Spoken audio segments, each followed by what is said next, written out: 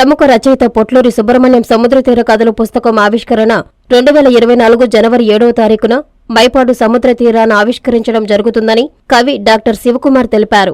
బుధవారం నెల్లూరు జిల్లా ఇందుకూరుపేట మండలంలోని మైపాడు గ్రామంలో ఆయన మీడియాతో మాట్లాడుతూ పుస్తక ఆవిష్కరణలో భాగంగా సముద్ర నేపథ్యంలో కవితల పోటీలు నిర్వహించడం జరుగుతుందని తెలిపారు. ప్రతి కవిత 15 లైన్లకు తక్కువ కాకుండా 20 లైన్లకు మించకుండా ఉండాలని తెలిపారు. ఈ కార్యక్రమంలో గోవిందరాజు, సుభద్రాదేవి, పొట్లూరు సుబ్రహ్మణ్యం తదితరులు పాల్గొన్నారు. ప్రముఖ రచయిత శ్రీ పొట్లూరు సుబ్రహ్మణ్యం గారి కళ నుంచి వస్తున్నటువంటి సరికొత్త కథా సంకలనం సముద్ర తీర కథలు. ఈ సముద్ర తీర కథలు అనే పుస్తకం జనవరి నెల 2024 7వ తారీఖున సముద్ర తీర ప్రాంతంలోనే ఆవిష్కరించాలని నిర్ణయించడం జరిగింది.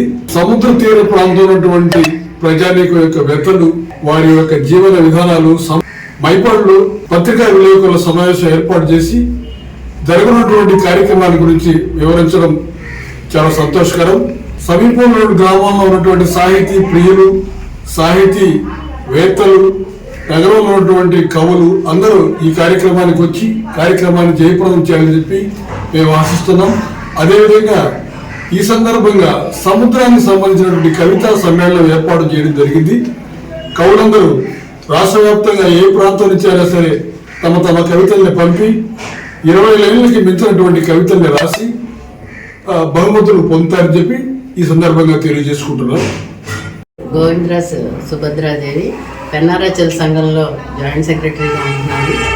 చాలా సంవత్సరాల నుంచి కూడా దాంట్లో చేస్తున్నాను. ఈ సందర్భం ఏమిటంటే పొట్లూరు సుబ్రహ్మణ్యం గారు ప్రఖ్యాత కవి, చాలా అద్భుతమైన కథలు రాశాడు. ఆయన రేడియో స్టేషన్లో కూడా చాలా ప్రసారమైనవి. ఆయన అద్భుతమైన కొత్త సృష్టి సముద్ర తీర కథలు అనేది, ఈ సముద్ర తీరాన్ని ఆవిష్కరించడం అనేది చాలా గొప్ప విషయము.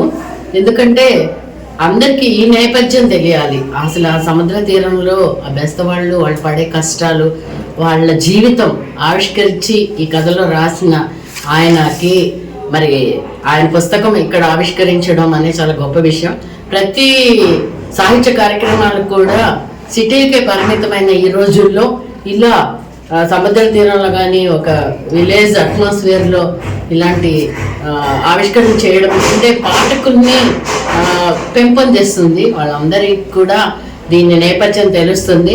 సాహిత్యం పట్ల వాళ్ళకు కూడా ఆసక్తి కలిగించేలాగా ఈ కథలు ఉంటాయని ఆశిస్తూ ఆ ఆవిష్కరణకి అందరూ కూడా మైపాడులో ఉండే చుట్టుపక్కల ఉండే సాహితీ ప్రియులందరూ కూడా రావాల్సిందిగా కోరుతున్నాం.